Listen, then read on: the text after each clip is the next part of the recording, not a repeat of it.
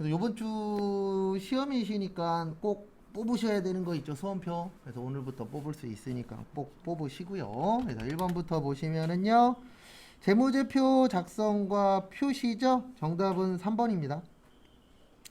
일단 1번 보시면 유동성이 큰 거 맞고요. 수익과 비용은 총액 맞고, 자산과 부채는 원칙적으로 상계 안 하죠. 상계 처리하는 건 누구예요? 자본은 상계 처리하죠. 그래서 정답은 3번입니다. 우리 매출 총손익 계산하잖아요. 그래서 우리 이거 있잖아요. 매출액에서 매출원가 빼면 매출 총 뭐야? 이익. 그래서 총익 계산합니다. 근데 거기는 뭐 할 수 있다? 생략할 수 있다. 근데 답은 어떻게 되는 거냐면, 만약에 이렇게 나오면 한 글자만 들어가면 맞는 말이에요. 거기 판매업 및 건설업 외라고 나오면 맞아요. 근데 제조업이나 판매업이나 건설업은 매출총 손익 구하라고 되어 있습니다. 그래서 매출총 이익이나 매출총 손실 구하라고 되어 있어요. 그래서 정답은 3번. 근데 이렇게 나오면 1번, 2번, 4번은 우리가 많이 보던 거니까 1번, 2번, 4번 맞으니까 3번이다. 이렇게 푸는 것도 방법입니다. 그 다음에 2번에 현금 및 현금성 자산. 요번 시험에도 잘하면 요런 거 비슷한 거 나올 수 있어요. 그래서 우리 현금 및 현금성 자산의 통화 및 통화대용 증권, 그 다음에 요구, 불예금, 당좌하고 보통, 그 다음에 현금성 자산 취득 당시 만기가 3개월. 그래서 정답은 1번이에요. 1번의 당좌 차월은 요건 당좌예금의 마이너스 통장이라고 생각하시면 된다라고 했었죠. 그리고 요것도 같이 좀 알고 계세요. 선일자 수표. 선일자 수표는 무슨 처리한다고요? 어음 처리. 요 두 가지 가끔씩 나오니까. 근데 요런 부분이 요번 시험에 나올 확률이 좀 있는 게, 요즘 뭐 대출이니 마이너스 통장이니 이런 거 많이 나오잖아요. 그래서 결산 문제에 우리 마이너스 통장 붕괴하는 것도 있었죠. 그런 것들도 한 번씩 더 보고 가세요. 왜냐면 시험 자체가 이슈화된 것들을 좀 낼 때가 있어요. 그래서 그런 부분 주의하시고, 그 다음에 선일자 수표 종종 나오니까 그것도 준비 좀 하시고요.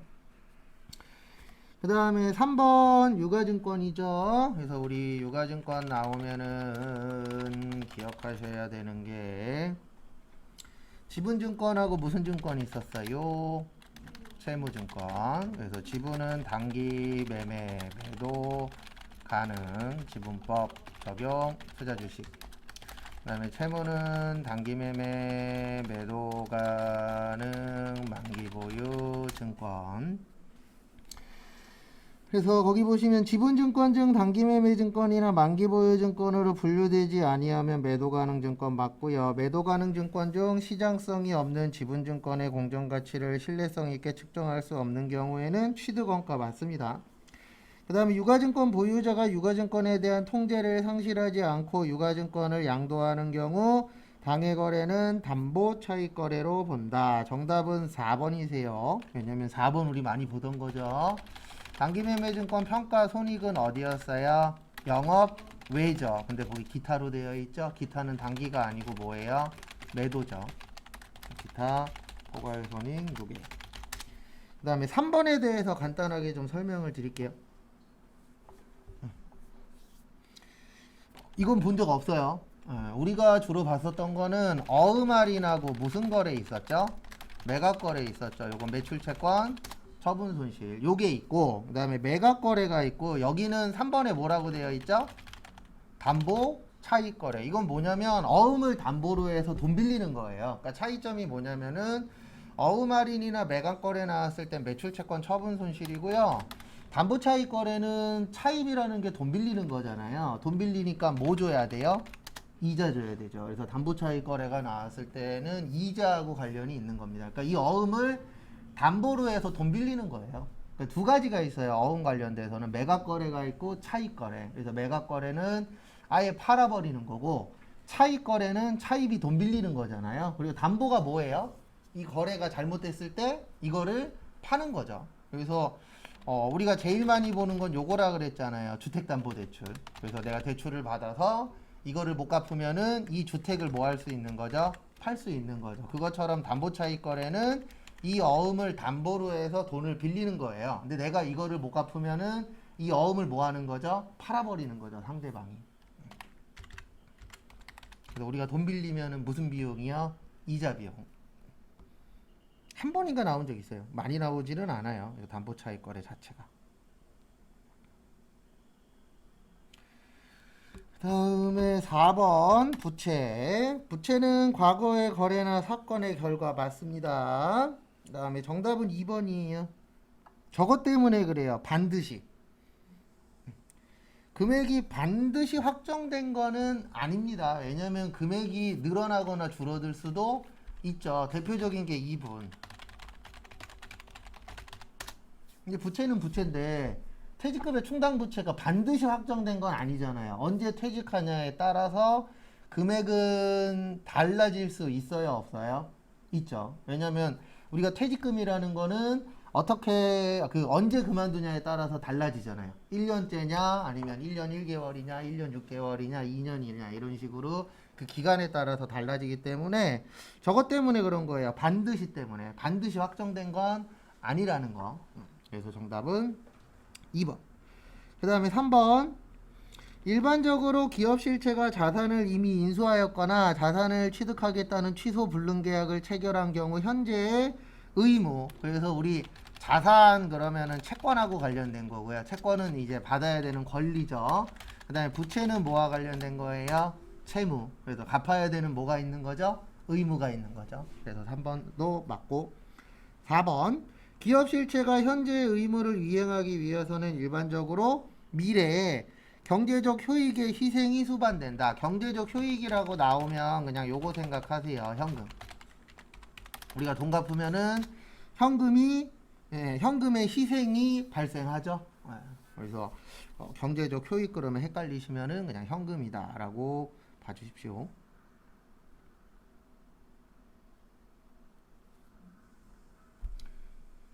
그 다음에 5번 보시면 저기에다 밑줄 쳐주세요. 수정분계.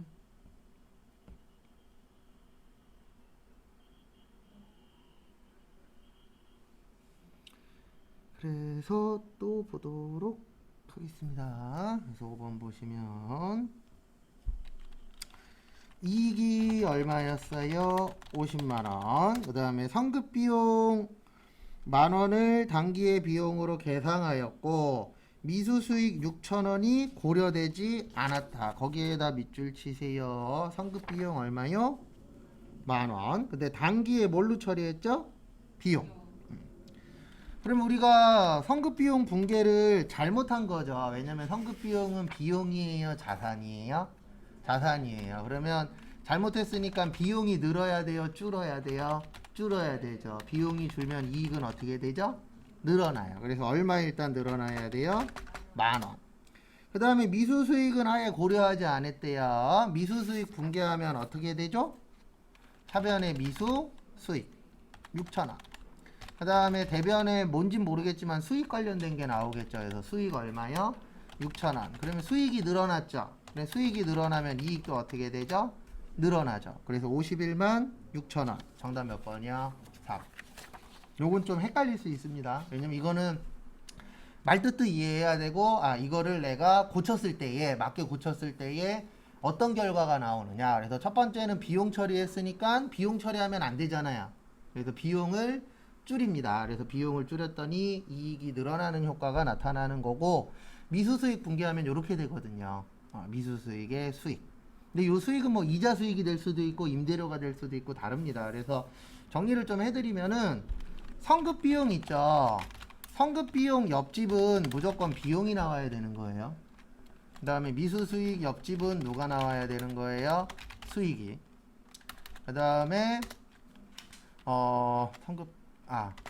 죄송합니다. 요걸 먼저 써야지. 선수수익 옆집은 누가 나와야 돼요? 무조건 수익. 그 다음에 미지급 비용의 옆집은 누가 나와야 돼요? 비용. 그래서 큰 구조는 이렇게 되어 있습니다. 왜냐면 성급 비용이 비용 관련된 거잖아요. 근데 옆에 뭐 성급 비용 해놓고 자산부채 자본이 나오면 안 되겠죠. 그 다음에 선수수익은 옆에가 수익이 나와야 되는 거고, 요런 큰 틀은 정해져 있어요. 큰 틀 자체는. 이것도 참고 좀 하시고요. 근데 5번은 좀 헷갈릴 수 있는 문제입니다. 그 다음에 6번 원가죠. 정답은 1번입니다. 추적 가능하면 직접 원가. 그래서 우리가 직접 비는 추적이 뭐하다? 가능하다. 그 다음에 간접 비는 추적이 불가능하다. 그 다음에 2번 기회비용은 특정 의사결정에 고려할 필요가 없는 거. 우리 메모런가라 그러죠. 그래서 2번은 틀렸고, 그래서 메모런가는 이미 발생한 거로서 끝날 거고 관련이 없다. 그 다음에 기회비용은 우리가 항상 여러 가지 선택 방법이 있죠. 그래서 두 가지 이상 선택 방법이 있을 때 선택 후 나머지 중에서 효익이 가장 뭐한 거요? 큰 거. 그 다음에 3번 총원가가 조업도의 변동에 비례하여 변하는 건 고정원가가 아니고 변동원가죠. 변하니까. 그 다음에 가공원가는 직접 노무비랑 제조, 간접비. 그래서 정답은 1번. 그 다음에 7번 원가 행태. 정부는 중장기 대책으로 이동통신 음성 데이터를 이용할 수 있는 보편요금제를 출시하도록 하는 방안을 추진키로 했는데 원료금 2만원, 기본음성 200분, 데이터 1기가, 문자 무제한. 요게 기본요금이죠. 우리 기본요금 나오면 뭐예요? 준 변동비. 그래서 정답은 3번. 그 다음에 8번은 저기에다 밑줄 치세요. 기초원가. 우리 기초원가 또는 기본원가. 직접 재료비랑 뭐 있죠? 직접 노무비.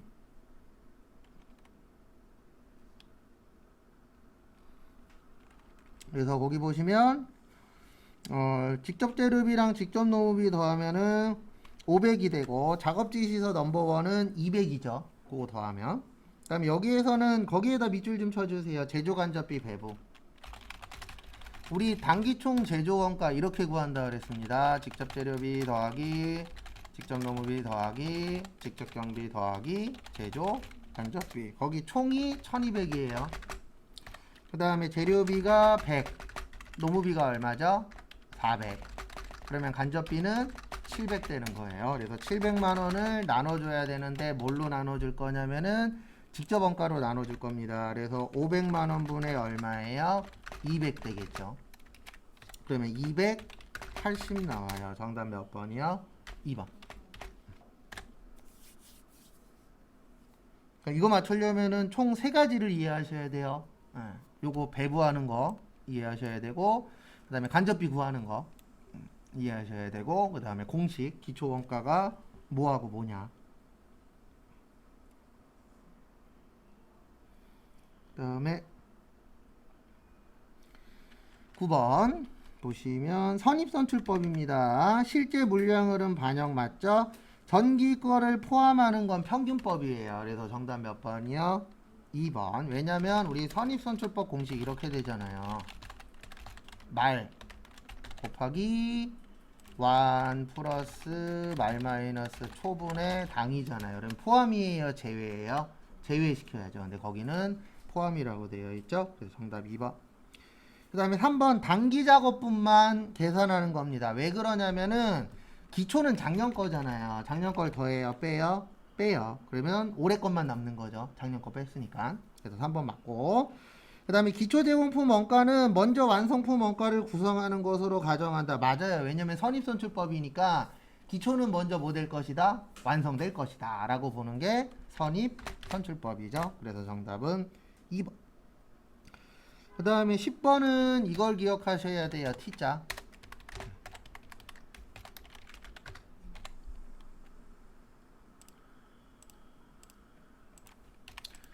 T자 보시면 무슨 품이죠? 제공품, 수량. 기초 제공품, 단기 착수량, 완성품 수량, 기말 제공품, 공손품 수량. 그래서 기초는 950, 착수는 6200, 그 다음에 완성은 4750, 기말은 1500. 그러면 우리 차변과 대변은 항상 어때야 돼요? 같아야 되죠. 그래서 950에다가 6200 더하고 4750에 1500 빼면 900개 남아요. 근데 거기 보시면 완성품의 몇 프로래요? 10%래요. 그러면은 900개 빼기 475개 나오겠죠. 그러면 몇 개 돼요? 425개. 그래서 정답은 1번. 딱 요 정도 수준으로 나옵니다. 이 문제는. 그래서 요거는 꼭 맞출 수 있게 준비를 해주세요. 아주 어려운 거 아니니까.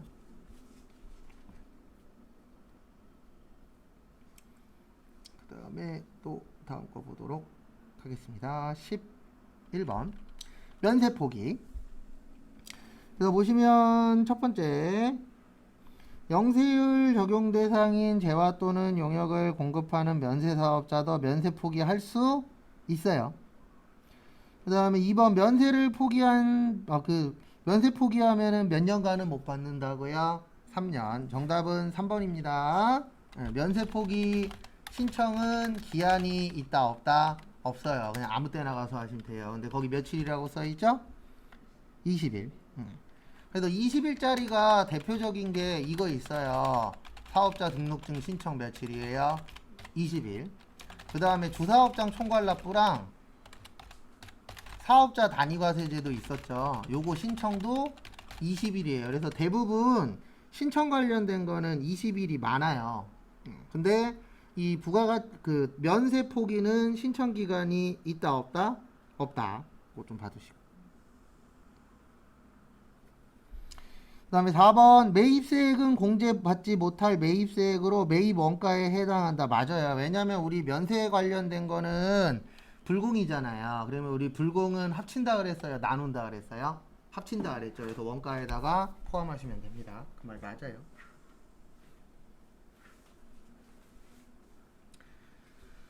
그 다음에 또 다음 거 보면은요 12번 수정전자 세금 계산서. 그래서 우리가 잘못된 거는 고쳐야 되죠. 그래서 수정을 해야 되는데 1번 보시면 상대방에게 공급한 재화가 환입된 경우에는 재화가 환입된 날을 적는다. 맞아요. 왜냐면 대부분 환입이라는 게 반품인데 이건 바로바로 되는 게 아니잖아요. 나중에 발생할 수 있으니까 요거는 당일 날짜로. 그 다음에 2번 계약의 해제로 재화 용역이 공급되지 않은 경우 수정세금 계산서는 계약 해제일 맞고요. 그 다음에 3번 계약의 해지 등에 따라 공급가액의 추가 또는 차감되는 금액이 발생한 경우 수정세금 계산서의 작성일은 추가되거나 차감되는 날짜로 맞습니다. 그래서 정답은 4번이에요. 이거 몇 번 설명드린 적 있었는데 이 내국신용장에 의해서 내국신용장이나 구매확인서에 의해서 발행할 때는 거기 보시면은 내국신용장이 개설된 날이라고 되어 있잖아요. 개설된 날이 아니고 당초 세금계산서 발생한 날에 작성 날짜에 다시 발행해 주는 겁니다. 그러니까 이게 무슨 뜻이냐면은 이 내국신용장이나 구매확인서는요 언제까지 갖고 오시면 되냐면 과세기간 종료일로부터 25일 이내에만 갖고 오면 돼요. 거기 써있죠. 지문에도 갖고 오면 되는데 문제가 뭐냐면 이럴 수 있잖아요. 만약에 내가 5월 6일 날 거래를 했어요. 이때는 내국신용장이 없어서 과세였어. 이럴 수 있어요? 없어요? 있죠. 근데 이분이 7월 23일 날 구매확인서를 가지고 왔어요. 그러면 만약에 7월 23일 날 갖고 왔다 그래서 이 날짜로 발행을 해버리면 어떤 문제가 되냐면은요. 이 5월 6일 거는 잘못된 거래니까 없애야 되잖아요. 얘는 그러면 0이 되는 거고 7월 23일 날 매출액 영세가 되는데 그러면 이런 문제가 생겨버려요. 요때는 예정이죠. 1기 확정이죠. 7월 달은 뭐죠? 2기 예정이죠. 그러면 과세기간이 완전히 바뀌어버려요. 그러면 국가 입장에서는 세금을 정상적으로 거둘 수 있어요? 없어요? 없죠. 그러면 이런 게 있다 그러면 또 장난칠 거예요? 안 칠 거예요? 치겠죠. 그래서 요거는 기존 날짜로. 그러니까 다른 거랑 무슨 차이가 있냐면 다른 것들은 기존 거를 냅둔 채로 새로 발행하는 건데 얘는 기존 거는 없어져야 되잖아요. 왜냐면 과세가 아니고 뭐니까요? 영세가 되니까. 그럼 이렇게 발행을 해버리면 어떤 문제가 발생해버리냐면 과세기간 자체가 완전히 변경이 되겠죠. 그리고 국가 입장에서는 세금 관련돼서 문제가 될 수 있어요? 없어요? 있죠. 그래서 요거는 기존 거를 다시 발행하도록 되어 있습니다. 그래서 정답은 4번이세요. 근데 쉬운 문제는 아니에요. 왜냐면 잘 내는 문제는 또 아니신지라. 그 다음에 몇 번이냐? 13번. 재화의 공급으로 보는 거죠. 우리 일단 재화의 공급이 아닌 것 있었죠. 그래서 물납, 담보, 공매미, 경매, 사업에 허가량거. 그래서 일단 1번이 아닌 이유는 공매라. 그 다음에 2번. 자동차 운전면허 학원을 운영하는 사업자가 구입 시 매입세액 공제를 받은 개별 소비세 과세 대상 승용차 된다 그랬죠. 그래서 정답 몇 번이요? 2번. 근데 이게 되려면 전제 조건이 있어요. 무슨 관련 회사여야 돼요? 차량 관련 회사만 되는 겁니다. 그래서 일반적으로 운전면허 학원에 경차 없잖아요. 맞죠? 근데 자동차 관련된 회사죠. 관련 있는 회사. 그래서 2번은 가능합니다. 3번. 에어컨을 제조하는 사업체가 원재료로 사용하기 위해 취득한 부품을 동회사에 기계장치 수리에 쓴 거. 요건 과세 대상 아니에요. 회사 업무에 사용한 건. 그 다음에 4번. 컨설팅 회사를 운영하는 사업자가 고객의 대가를 받지 않았죠. 그래서 요거는 왜 4번은 아니냐면 용역이라 아니에요. 지금 물어본 건 재화 물어봤잖아요. 맞죠? 그래서 무상공급에는 두 가지가 있습니다. 재화의 무상공급은 과세 대상이 맞아요. 그러니까 만약에 이게 재화 관련된 거였으면 4번도 맞습니다. 근데 재화가 아니고 뭐예요? 용역이죠. 그래서 용역의 무상공급은 과세 대상이 아니라 그랬어요. 세금 안 냅니다. 근데 단 누구한테만이요? 특수관계인에게 부동산 임대 용역은 세금을 내셔야 돼요. 얘만. 근데 어쨌든 4번이 될 수 없는 이유는 지금 재화 물어봤는데 4번은 용역이잖아요. 그래서 용역의 공급 별도로 있잖아요. 그래서 4번은 아니에요.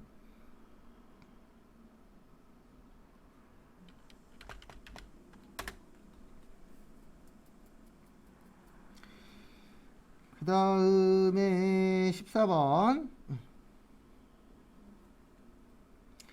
다음에 근로소득증 소득세법상 비과세 대상이 아닌 것은 일단 1번 현물식사. 현물식사가 뭐냐면 돈으로 주는 겁니다. 네, 그래서 1번 맞고요. 그 다음에 실업급여, 육아휴직급여 이런 식으로 국가에서 지원해 주는 거는 과세 대상이 아니에요. 그 다음에 3번 몇 세 이하 자녀요?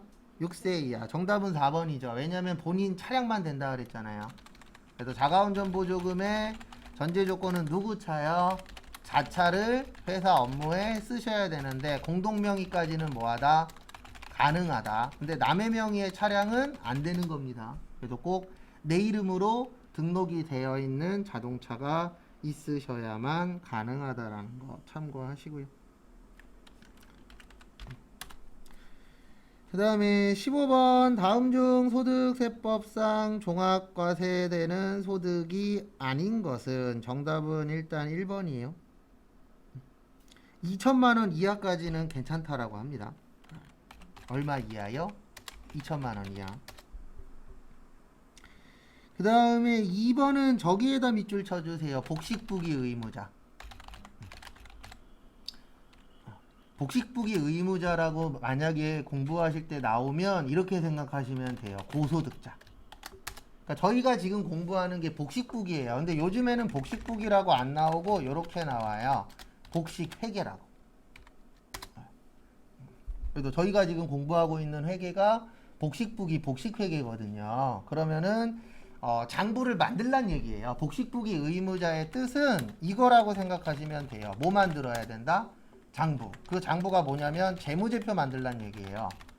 그러면 재무제표 만들려면은 어쨌든 직원을 두든가 아니면 세무사 사무실에 맡기든가 해야 되잖아요. 근데 이렇게 나오면은 결과적으로는 국가에서 고소득자라고 보시면 돼요. 그러면 고소득자는 돈 많이 벌잖아요.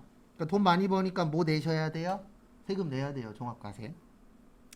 그 다음에 3번은 저기에다 밑줄 치세요. 원천징수 되는 이에요? 원천징수 되지 않는 이에요? 네, 되지 않으면 종합과세 해야죠. 맞죠? 왜냐면 우리가 원천징수라는 게 여러 가지 있는데 크게 두 가지가 있어요. 원천징수에는 뭐가 있냐면 하나는 예납적 원천징수가 있고요. 요 예납적 원천징수가 대표적인 게 소득세예요. 근로소득세. 그래서 우리 근로소득자들은 요거 하잖아요. 뭐예요?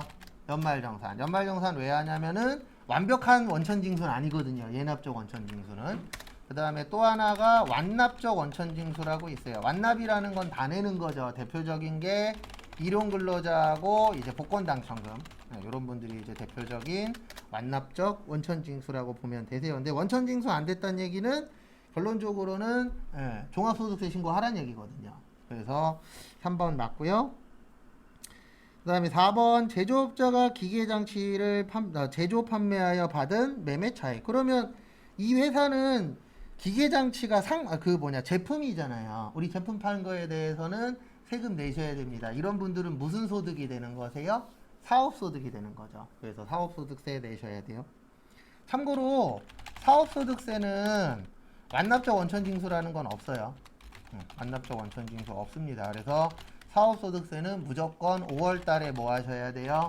종합소득세 신고를 하셔야 돼요. 그래서 사업하시는 분들은 세금에 대해서 좀 알아야 됩니다. 완벽하게는 아니어도. 왜냐면 맡기면 되긴 되는데 맡기더라도 내가 조금이라도 알고 맡기는 거랑 무지한 상태에서 맡기는 거랑은 완전히 차이가 있어요, 없어요? 있어요. 그래서 내가 뭔가를 하려고 할 때 맡길 거야. 그게 잘못된 거 아닙니다. 맡길 수 있어요. 근데 내가 진짜 돈이 많아. 그러면 상관없어요. 왜냐면 맡겨서 잘 되든 잘못되든 돈으로 막아버리면 되니까. 근데 그런 상황이 아니면은 내가 어느 정도 공부는 해보던가 아니면 경험을 좀 해보시는 게 도움이 됩니다. 그래서 우리 그런 얘기 하잖아요. 장사할 거야. 그러면은 그 똑같은 장사나 비슷한 장사하는 데 가서 6개월에서 1년은 해보고 시작하라고. 왜냐면 6개월에서 1년 해봐도 솔직히 다는 모르지만 그래도 내가 경험해서 해보는 거랑 완전히 무지한 상태에서 해보는 거랑은 다르잖아요. 대부분 사기 맞으시는 분들의 특징은 무지한 상태에서 사기 맞는 경우가 훨씬 더 많아요. 그렇다고 해서 뭐 안다 그래서 안 당하는 건 아니지만 확률적으로 좀 차이는 있죠. 근데 어렵습니다. 15번. 이렇게 나오면 14번을 무조건 맞춰야 돼요. 왜냐면 15번은 맞출 수도 있고 뭐 할 수도 있어요. 틀릴 수도 있는데 14번은 웬만하면 맞출 수 있어요. 그 다음에 저걸 좀 먼저 할게요. 시간 다 됐으니까. 시험.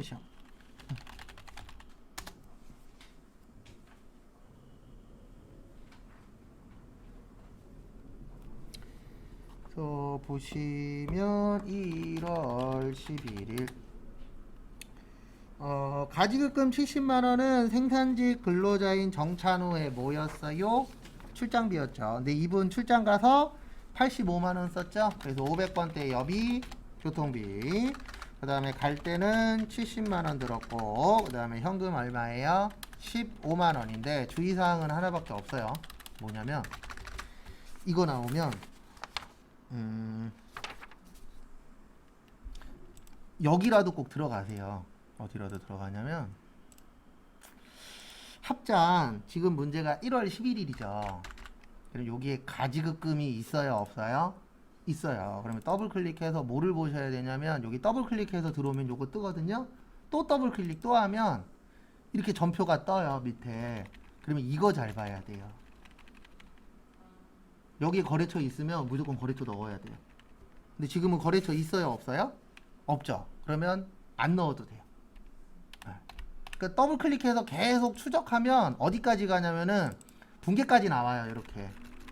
그래서 거기에서 잘 보셔야 되는 건 거래처 있냐 없냐. 왜냐면 아니면 이렇게 하는 방법도 있어요. 어떻게 하는 방법도 있냐면 그 가지급금은 거래처를 넣을 때 있고 안 넣을 때 있어요. 그것 때문에 그래요. 그래서 차변의 여비 교통비 85. 그 다음에 대변의 가지급금이었는데 지금 이름이 정찬호였죠. 그럼 여기에다가 정찬호 쳐봐요. 있어요, 없어요? 없죠. 그러면 안 넣으면 돼요. 근데 정찬호 쳤더니 있어. 그러면 넣으세요. 그게 제일 안전해요. 근데 이렇게밖에 설명을 못 드리는 게 협회에서도 넣을 때 있고 안 넣을 때 있고 오락가락 합니다. 그래서 가지급금 나오면은 꼭 거래처 한 번씩 더 체킹을 해주세요. 딴 것 때문이 아니고 왔다 갔다 해요. 오늘은 안 넣었는데 내일은 또 할 때도 있고.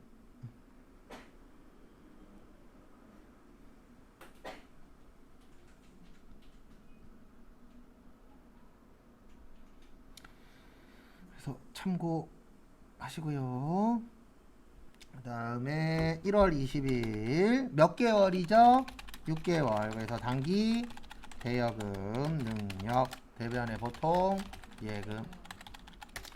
그 다음에 4월 20일 미지급 세금이 1000만원 있었는데 카드로 했죠. 미지급금 BC. 그 다음에 4월 30일 문제는 저기에다 밑줄 치세요. 두 번째 줄 가운데 주식 발행 초과금 1000만원. 그러면 뭐 할 확률이 높아요? 상계천. 대변에 일단 자본금인데 주식수 2만 주에 5천원이니까 1억 나옵니다. 근데 이거를 4천원에 발행했죠? 그러면은 통장으로 얼마 들어온 거예요? 8천. 그 다음에 주식 발행 초과금은 얼마 있었다고요? 1000만원. 그래서 주식 할인 발행 차금은 얼마가 되는 거예요? 1000만원. 이렇게 이해하셔야 돼요. 1억짜리인데 8천 받았으니까 손해본 게 원래는 2천이었죠. 근데 기존에 이익 난 게 얼마 있었죠? 1000만원. 그래서 1000만원 빼고 손해는 얼마가 되는 거예요? 1000만원. 원래는 이렇게 계산하는 게 맞잖아요. 일반적으로. 내가 1억 투자했는데 8천 손해봤네. 8천 받았네. 그래서 2천만원 손해가 아니고 결론적으로는 기존에 이익 난 게 있었으니까 이익 난 거 빼면은 손해는 얼마다? 1000만원. 근데 사람들은 이렇게 생각 안 합니다. 대부분 그 전에 이익 났었던 건 생각 안 하잖아요. 1억인데 8천 받았네. 그러면 얼마 손해본 거예요? 2천만원. 그래서 이게 돈이라 그래야 되나? 투자나 이런 게 무서운 게 딴 것 때문이 아니고 예전에 내가 얼마 벌었냐, 얼마 썼냐 이런 거는 관심 없어요. 무조건 마지막에 얼마 남았냐. 그거에만 관심이 있어요. 그래서 투자도 아무나 하는 거 아니고. 그래서 성향이 저 같은 분들은 하시면 안 돼요. 100원만 떨어져도 잠을 못 잔다. 이런 분들은 절대 아무것도 하지 마시고 집 사는 거 빼놓고 집은 어쨌든 사긴 사야 되니까. 그리고 어디 가서 부동산 가서 물어보지 마시고 잠 못 자요 진짜. 그래서 저는 요즘에 안 하는 행동 중에 하나는 꼬맹이 장난감 사준 다음에 절대 인터넷 안 들어가요. 무조건 인터넷이 싸니까. 저번에 진짜 6만원짜리 장난감 사주고 인터넷 들어갔더니 33,000원이에요. 인터넷으로 사줄까. 근데 안 먹혀요. 내일 택배 아저씨가 가지고 올 거야. 필요 없대요. 지금 사가야 된대. 그나마 다행인 거는 아직까지 눕지는 않으셔서 누우면 진짜 놓고 갈 거긴 한데 이게 눕는 애들 가끔씩 보거든요. 한번 밟히면은 그다음에 안 누워요. 그렇긴 하죠. 네. 뭔가 하나 크게 해야지. 근데 한번 밟히면 다행히도 눕지는 않으셔서. 네, 5월 25일은 이런 거나 냈으면 좋겠어요. 근데 이런 거 나올 수도 있죠. 뭐 회계 세무라 세무라 그래서 특별한 건 없으니까. 급여 332만 원. 월급 줄 때 뭐 띄죠? 세금 띄죠. 35만 290원. 그다음에 통장에서 돈 나갔죠? 보통 예금 296만 9,710원. 이거는 시험하고는 관련 없는데 그래도 알고는 계셔야 되니까 실무에서는 이렇게 하는 회사도 있어요. 어떻게 하는 회사도 있냐면 이거는 회사마다 다른데 예수금을 다 쪼개요. 소득세. 그 다음에 예수금을 7,230원. 지방소득세. 그 다음에 국민연금도 또 예수금. 국민연금. 이렇게 하는 회사도 있어요. 그러니까 하나하나씩 예수금을 상세적으로 나눠요. 이렇게 하는 회사도 있고 아니면 이렇게 그냥 한 번에 하는 회사도 있는데 이게 나중엔 더 편해요. 딴 것 때문이 아니고 우리가 1년 동안에 국민연금 얼마 걷었냐 이런 거 데이터를 뽑아야 될 때도 있거든요. 그러면 이렇게 쓰면은 이거 1년치를 다 또 더하고 빼고 계산을 해야 되고 이렇게 나오면은 거래처원장 가면 한 번에 조회할 수 있어요? 없어요? 있죠. 그래서 이렇게 하는 회사들이 더 많아요. 실제는. 왜냐면 이렇게 해놓으면은 장기적으로 봤을 땐 편하거든요. 단기적으로는 솔직히 이게 편하죠. 근데 장기적으로 봤을 때는 이렇게 좀 더 세부적으로 하는 회사가 좀 더 편하긴 합니다. 대부분 세무사 사무실은 이렇게 많이 해요. 그 다음에 문제 2번 메인 매출 정표. 7월 24일 우리 수출했죠. 수출은 무슨 일 기준이요? 선적일. 그다음에 저번에 기저귀를 물어보셨죠? 기저귀는 저기에 싣는 거예요. 비행기. 네, 선적은 어디에다 싣는 거예요? 배에다가. 그러니까 싣는 건 똑같은 거예요. 근데 이제 어디에다 싣느냐 차이지. 그다음에 매출의 모욕, 수출 A, B, C. 그다음에 대변의 제품 매출인데 7월 24일 날 했으니까는 2만 달러 곱하기 1,100원. 그러면 얼마 나와요? 2,200 나와요. 그다음에 7월 31일 날 받기로 했죠? 받았다 못 받았다? 못 받았다. 외상 매출금. 그다음에 8월 20일 매입 과세 얘가 차변의 원재료 1억인데 세금은 얼마예요? 1,000만원. 그 다음에 반은 수표 발행했대요. 수표 발행했다. 무슨 예금? 당좌예금. 얼마요? 5,500. 그 다음에 나머지 반은 외상으로 샀죠? 외상 매입금도 5,500. 그래서 별건 없고요. 그 다음에 8월 30일에 별표 3개 치세요. 이건 어려워서 별표 3개가 아니고 헷갈려서 별표 3개예요. 그래서 우리 이거 있었잖아요. 매입 시에 부대 비용은 원가 처리하죠. 그 다음에 단기 매매 증권 살 때 부대 비용은 단기 매매 증권 구입 시에 부대 비용은 뭐였죠? 네, 900번대 수수료 비용이었죠. 지금 문제는 요거죠. 매출 시에는 그냥 뭘로 처리하는 거예요? 비용으로.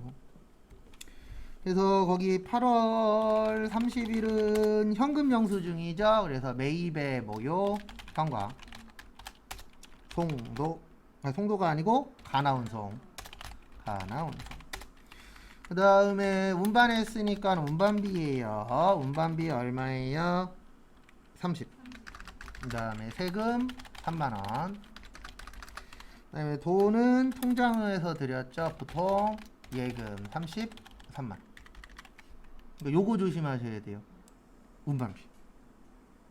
800번대로 해요, 운반비? 네, 아무 말 없으면 8이에요.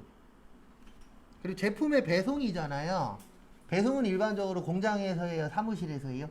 사무실에서 하죠. 그리고 헷갈리시면 그냥 지문에 완벽하게 오라는 힌트가 없으면 무조건 몇으로 하세요? 8로. 이렇게 나오면 좀 헷갈릴 수는 있어요.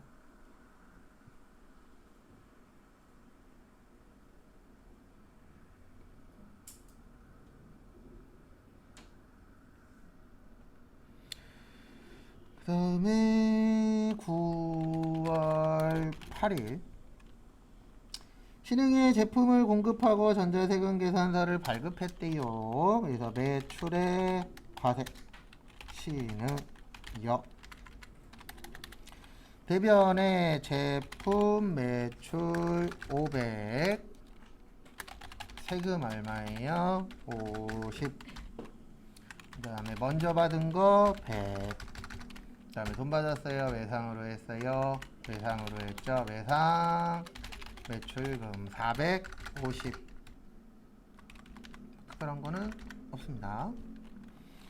9월 24일은 매출거래처니까 매입의 불공 맞죠? 네. 그 다음에 한국백화점. 그 다음에 전자는 매출이니까 800번대 접대비 합치죠. 그 다음에 대금 안 줬으니까 미지 급급.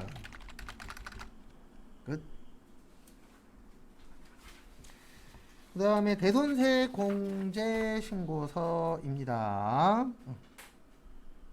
그래서 우리가 예전에 푼 거 다음으로 어려운 게 요거예요. 예전에 저희 막 변제도 넣고 한번 한 적이 있었잖아요. 그게 대손세 공제 신고서 중에선 제일 어려운 거고 그 다음 버전이 요거예요. 그래서 대손세 공제 신고서 들어오시고요. 그래서 하나씩 또 보도록 하겠습니다. 1기 확정이니까 4월에서 6월. 첫 번째, 당사는 2017년 1월 5일 호연 부가가치세가 과세되는 제품을 공급하고 그 대가로 받은 약소금 1,320만 원인데 5월 8일 날 뭐 발생했죠? 부도 발생했죠. 그러면 우리 부도 발생일로부터 몇 개월 경과해야 된다고요? 6개월. 그러면 요건 이익이 확정 때 신고하는 거예요. 그래서 입력하시면 안 됩니다.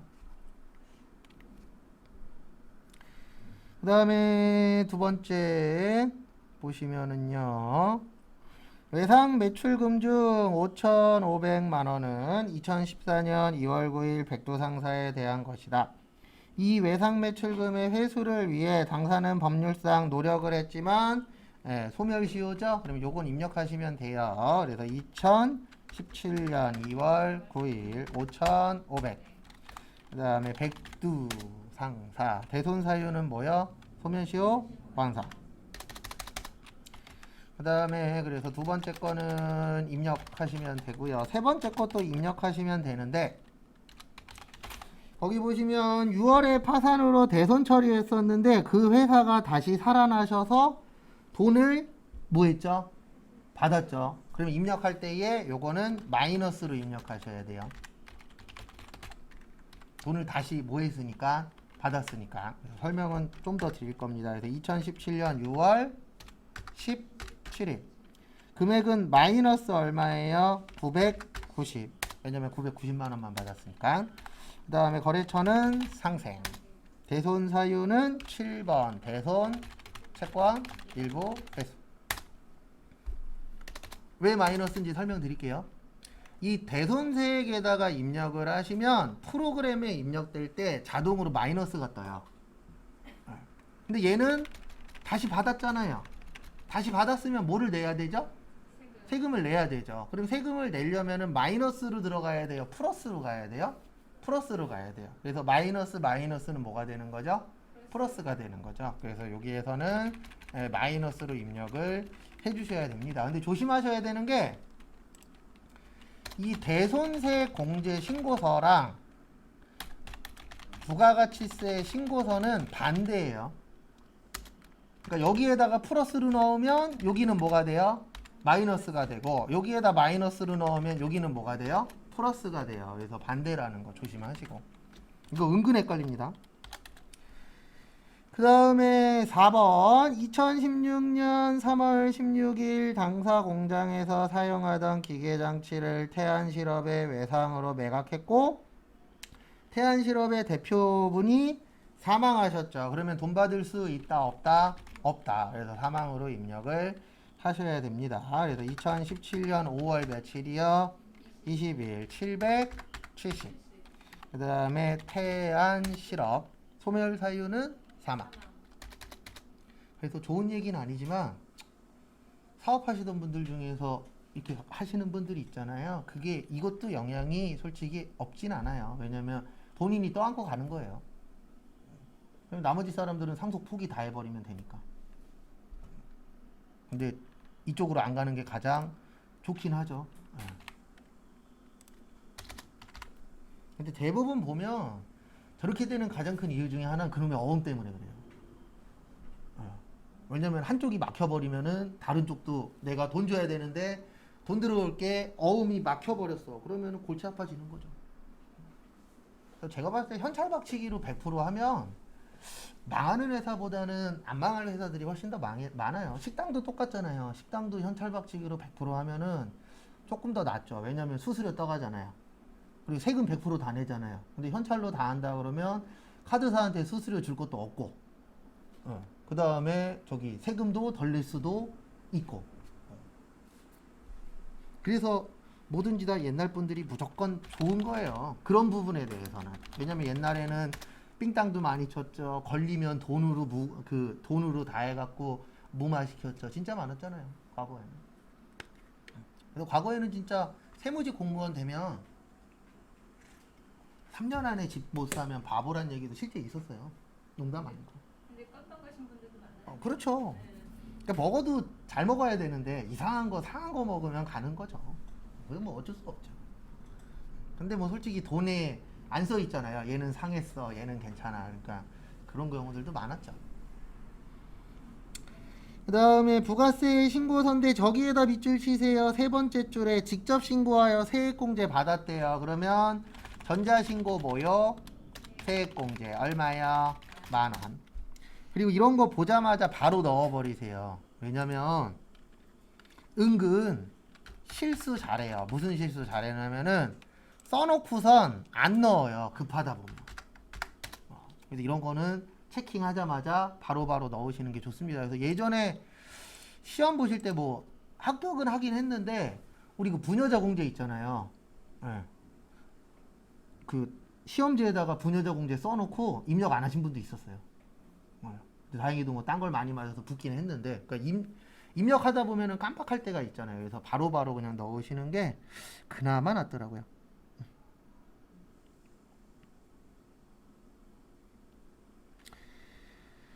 그 다음에 다음 거 보시면은요, 1번 보시면 전자세금 계산서 제품 매출, 매출의 뭐예요? 과세. 그 다음에 2번 보시면 수출신고 필증, 매출의 수출. 그 다음에 3번에 대손세액 공제인데 마이너스 얼마예요? 20. 이거 조심하시고. 그 다음에 카드 매출로 550, 현금 영수증 110이래요. 그러면 요거는 매출의 카과랑 매출의 현과. 일단 요거 먼저 입력할게요. 여기까지가 매출이니까. 그래서 1번에다가 2억. 아이고, 너무 많이 나왔네. 그 다음에 6번에다가 2천. 그 다음에 8번에 마이너스 얼마요? 20. 그 다음에 보실게 어디갔냐. 3번에다가는 5,100이죠. 5,100.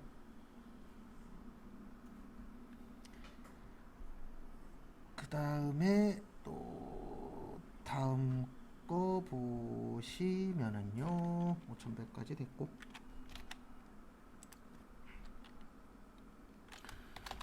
그 다음에 5번 구매 확인서죠. 매입에 뭐요? 영세. 6번 매입에 불공의 비영업용 소형 승용차니까 뭐예요? 보정. 그 다음에 7번에 전자세금 계산서로 받은 정기요금인데 예정신고 누락했죠? 그래서 예정신고 누락에 매입에 뭐요? 과세. 그 다음에 예정신고 미환급세. 미환급세. 미환급세에 관련돼서도 잠깐만 설명을 좀 드릴게요. 이론에 나올 수도 있으니까. 일단은 하나씩 또 하면은요, 영세니까 여기에다가 4천만 치는 거예요. 10번에다가 얼마만 치는 거라고요? 4천. 아이고 죄송합니다. 여기에 일반 안 썼네요. 왜냐면 매입은 영세 넣는 데가 없어요. 그래서 똑같은 칸에다 넣었는데 세금은 넣으면 돼요? 안 돼요? 안 되겠죠. 그 다음에 또 다음 거 보시면은요, 6번은 여기에다 넣는 거죠. 11번. 그래서 11번에 1,500이 얼마예요? 150. 그 다음에 여기 가셔서 어디 갔냐? 불공 가서 한 번 더 넣어야 되죠. 1,500에 얼마예요? 150. 그 다음에 2기 예정 누락은 여기에다 넣는 거죠. 37번. 그래서 37번에 80에 얼마예요? 8만원. 그 다음에 마지막으로 예정신고 미환급은 여기 몇 번이냐? 21번. 21번에 100 얼마요? 50. 그 다음에 요거에 대해서 간략하게 좀 설명을 드릴게요. 예정신고 미환급세. 시험에 나올 확률은 아주 적긴 한데, 이 예정신고 미환급세액이 뭐냐면은요, 우리 환급에는 두 가지가 있죠. 일반 환급하고 무슨 환급이 있어요? 조기 환급. 그래서 일반 환급은 30일, 조기 환급은 15일인데, 일반 환급 있잖아요. 예정 신고 때는 환급 안 돼요. 확정 신고만 한 달 후에 주는 거예요. 그래서 여기 나오는 요게 뭐냐면 요 150만 원이 예정 신고 때 환급인 거예요. 근데 예정 신고 때는 안 돌려주고 확정 신고 때 빼도록 되어 있거든요.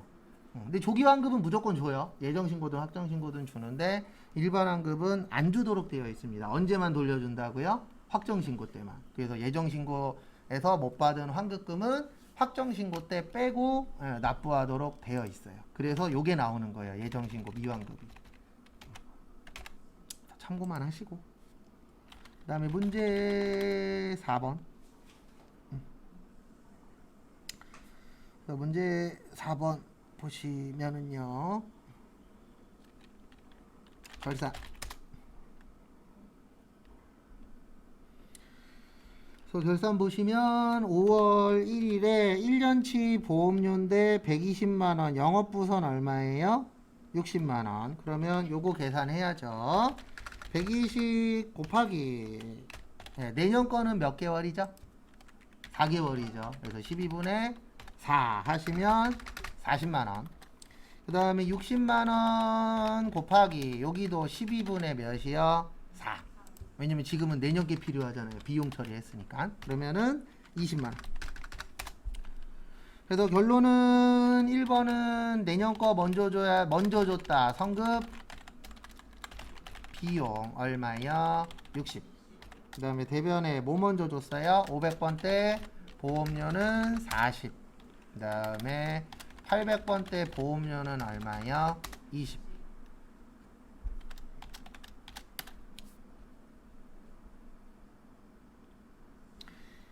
그 다음에 2번 보시면은요. 당사는 광고 목적으로 구입한 탁상시계를 광고 선전비로 계상하였으나 결산 시 미사용분 50만원은 소모품으로 뭐 하셨어요?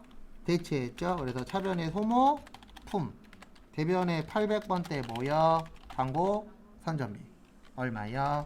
50.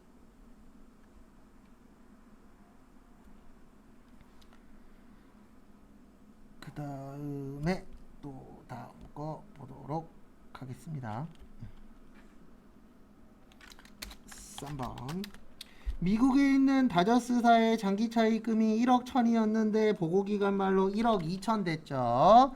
그러면 올랐으니까 뭐 한 거예요? 나쁜 거죠. 그래서 외화 환산 손실 얼마요? 1000만원. 대변에 외화장기 차입금 1000만원. 어디요? 다저스.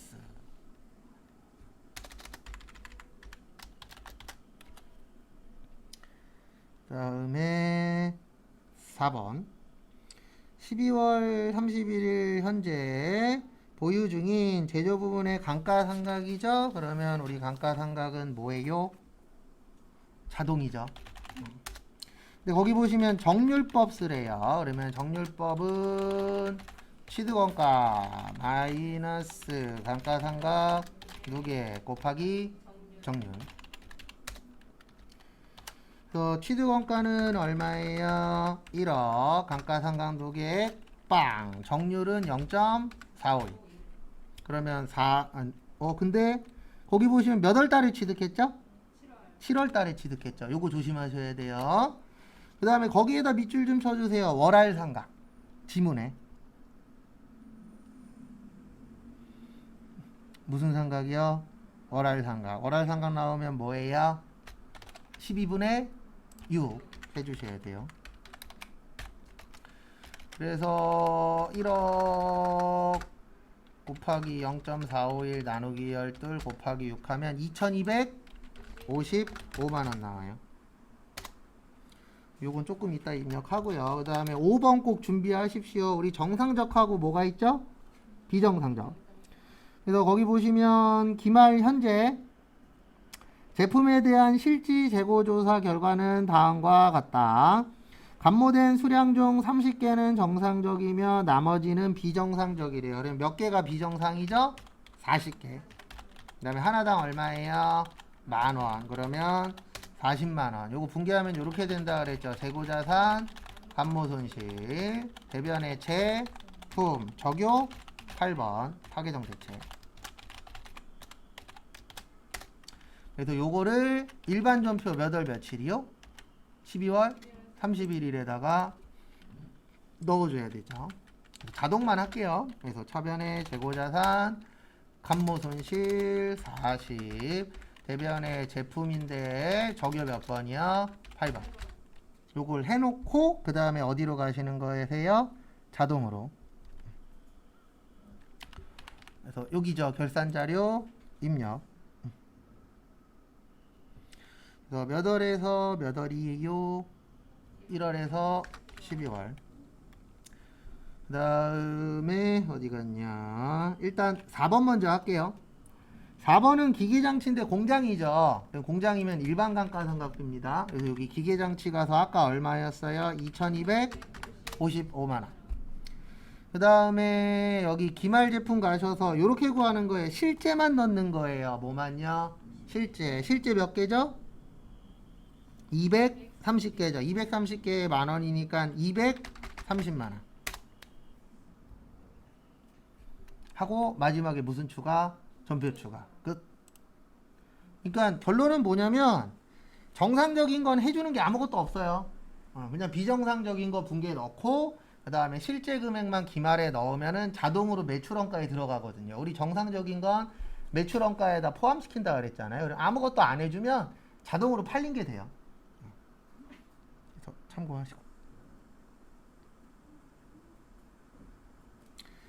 그 다음에 꼭 요런 건 한 번씩 더 연습하세요. 아주 어렵진 않은데 좀 헷갈릴 수는 있는 부분이니까. 문제 5번 원천징수.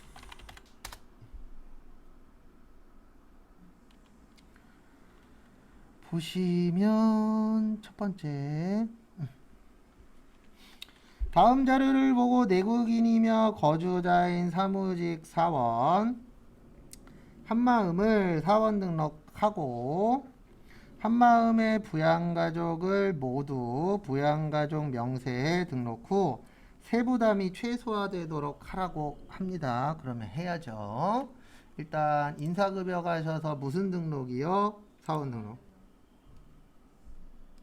그 다음에 105번 한마음 710630243456그 다음에 입사년월일은 2015년 4월 1일. 그 다음에 나머지는 없고요. 그 다음에 일단 여기로 가야죠. 부양가족 명세. 거기에다 밑줄 좀 쳐주세요. 연간 초금 총급여액 2,900. 이거 어디 체크하라는 얘기예요? 부녀자. 왜냐면 부녀자는 얼마까지 된다 그랬죠? 3,000. 얼마예요?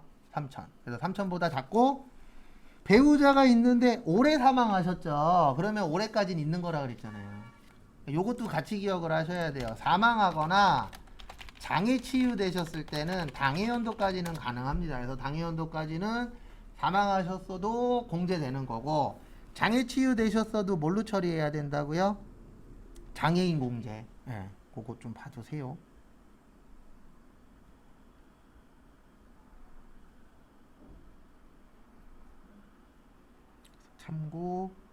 참고하시고요.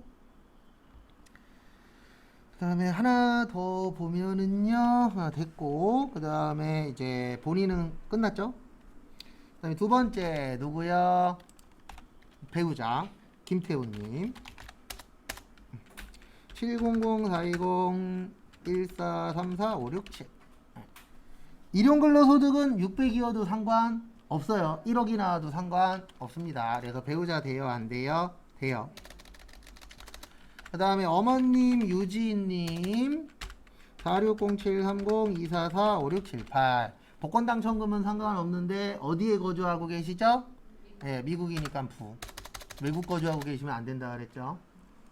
그 다음에 김성유 따님 꼭 이거 나오면 딸하고 같이 엮는 경우들이 많아요. 근데 딸은 상관없습니다. 유학가 있는 거는 0208054123-456 뭔가 잘못 나온 것 같은데 금이 빠졌네. 3456. 그래서 요거는 20살 이하의 뭐야? 자녀. 근데 제가 봤을 때 약간 그것도 있어요. 유학 가는 분들이 저기 법 만드시는 분들 자녀들이 유학 갈 확률이 높잖아요. 그래서 약간 좀 프리하게 풀어놓지 않았을까? 라고 생각하시면 좀 더 이해가 됩니다. 왜냐면 법 만드는 사람이 자기들 유리하게 만들어 놨겠어요? 불리하게 만들어 놨겠어요? 유리하게 만들어 놨겠죠. 그래서 정치자금 세액공제가 짱이에요. 기부금 공제 중에서. 모든 공제 중에서 정치자금 세액공제보다 좋은 게 없어요. 왜냐면 정치자금 세액공제 우리 위에 칸에다 10만원 넣잖아요. 10만원 다 돌려받아요. 돈 쓴다 그래서 다 돌려받는 공제는 있어요? 없어요? 없어요. 유일하게 딱 하나 있어요. 정치자금 세액공제 10만원. 그거는 다 돌려받아요. 구조상. 왜냐면 자기들이 만들었잖아요. 자기들 뭐하게요? 유리하게. 그래서 자기 지지하는 사람한테 10만원 주십시오. 10만원 다 돌려드립니다. 라고 해서 만들어 놓은 거예요. 그래서 그게 제일 좋아요. 라고 이해하세요. 그러면 좀 더 이해가 잘 돼요. 그 다음에 한다정 언니 6701122443528 이분은 어차피 부예요. 몇 살 넘어서요? 20살 넘어서. 근데 거기 퇴직소득 금액 100만원이죠? 그러니까 금액은 상관 있다 없다? 없다. 100만원까지는 되니까요. 되셨습니까? 그래서 조심하셔야 되는 게 부모님은 해외에 계시면 안 되고 자녀는 해외에 있어도 상관 있다 없다? 없다. 그 다음 것도 보시면은요 2번 2017년 8월 1일 입사한 최용재의 정근무지 넣고 그 다음에 연말정산 하려고 하고요. 그 다음에 최용재 씨는 무주택자죠. 왜 무주택자가 나왔냐면 월세 넣으려면 뭐 해야 돼요? 무주택자. 우리 얼마 이하요? 7천. 그래서 7천짜리가 두 개 있어요. 월세하고 산후조리원. 여기 연말정산 가셔서 누구요? 최용재. 그 다음에 소득명세 가서 주 믿음 상사 50685232455. 그 다음에 2017년 1월 1일에서 7월 30. 그 다음에 급여는 2,500, 상여는 300. 네, 밑으로 가서 건강보험료가 856800, 장기요양이 56070, 고용보험 182, 국민연금 1260. 그 다음에 소득세는 위에 거 넣으라 그랬죠. 결정세액 382, 325. 그 다음에 38, 232. 끝. 38, 232. 그 다음에 연말정산 보시면은요. 연말정산 보시면 보험료. 으쌰. 자동차 보험료는 됩니다. 근데 뭐는 안 돼요? 네, 저축성은 무조건 안 돼요. 그래서 여기 보험료에다가 일반에다가 얼마 넣으세요? 80. 그 다음에 의료비 상해수술비 돼요. 근데 거기 옆에 보면은 본인이죠. 네, 되고.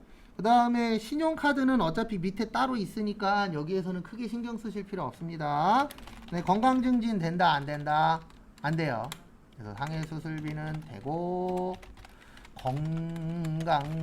건강진단은 안 되고 콘택트 렌즈 되죠. 얼마요? 50. 그래서 입력할 때는 550 넣으셔야 돼요. 의료비 본인의 얼마요? 550. 그 다음에 교육비 대학원 등록금 얼마 있죠? 1,000만원 있죠. 그 다음에 영어학원비 학원이어도 업무 관련성 있다고 되는 게 아니에요. 그래서 대학원만 되는 겁니다. 학원비는 누구만 가능? 미취학 아동만. 그러니까 이렇게 나오면 학원비도 되는 거예요. 직업능력개발훈련시설에서 교육받았다. 왜냐면 그게 국가에서 지원해주는 과정이잖아요. 그 국가에서 지원해주는 과정을 하려면 학원 중에서도 되는 데가 있어요. 그 대신 이제 그거일 때만 되고 그냥 일반 학원은 된다 안 된다? 안 됩니다.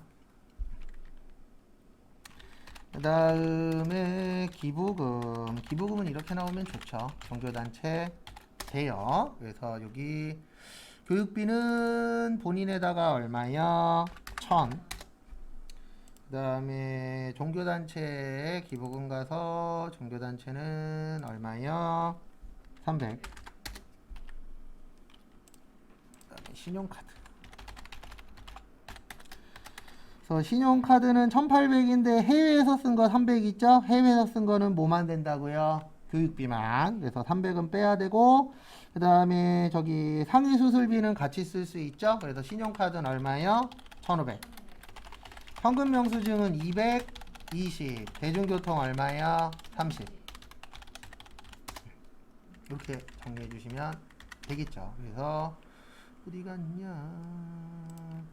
신용카드는 얼마만 된다고요? 1,500. 그 다음에 현금 영수증 220. 대중교통 얼마요? 30. 여기까지 되셨고요.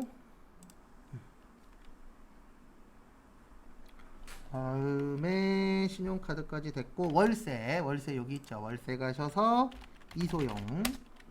그다음에 77081121059488 유형은 단독. 이 월세 나왔을 때 솔직히 주의하셔야 되는 점은 딴 거 아니고요. 금액 얼마 넣을 거냐 이거 갖고 간혹가다 장난칩니다. 그래서 임대차 계약일은 2017년 1월 1일에서 12월 31일 이렇게 나오면 상관없는데 이렇게 나올 때가 있어요. 2017년 뭐 10월 1일부터 12월 31일. 그러면 몇 개월치만 해야 돼요? 3달치만. 그 당해년도에 해당되는 것만 해야 되잖아요. 그래서 장난칠 게 그거밖에 없어요. 그래서 그렇게 나올 때도 있으니까 주의하십시오. 그래서 600. 끝. 특별한 건 없죠. 연말정산 이 정도면. 뭐 아주 어렵게 나온 편은 아닙니다. 그 다음에 잠깐 쉬었다가 12시 25분에 이거 짜투리 시간에 푸는 거 있죠? 그거 좀 풀도록 하겠습니다.